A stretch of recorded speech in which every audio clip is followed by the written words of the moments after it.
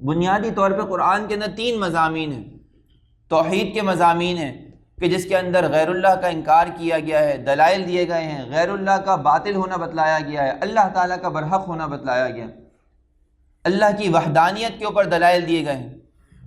رسالت کا بیان کیا گیا ہے، رسول کریم صلی اللہ علیہ وسلم کے احکامات جو انہوں نے قوم کو دیے ہیں وہ بیان کیے گئے ہیں،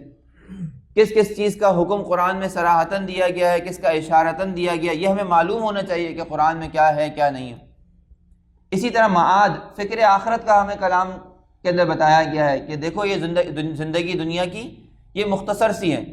یہ آگے جانے والی چیز ہے۔ یہ بالکل اسی طرح ہے کہ جس طرح آپ ایک ٹرین کے اسٹیشن پہ رکتے ہیں، تھوڑے وقت کے لیے وہاں پر اس سے فائدہ اٹھاتے ہیں اور پھر اپنا سفر آگے جاری کر دیتے ہیں۔ زندگی بالکل ایسی ہے کہ انسان دنیا کے اندر مست ہو جاتا ہے، دنیا کی چیزوں کو جمع کرنے کی فکر میں محو ہو جاتا ہے، اور اس کو پتہ ہی نہیں چلتا کہ کب جو ہے وہ اسرائیل علیہ السلام دستک دیتے ہیں اور کہتے ہیں چلو بیٹا تمہارا کام ہی نہیں ہے یہاں پہ، جتنا وقت گزارنا تھا گزار لیا،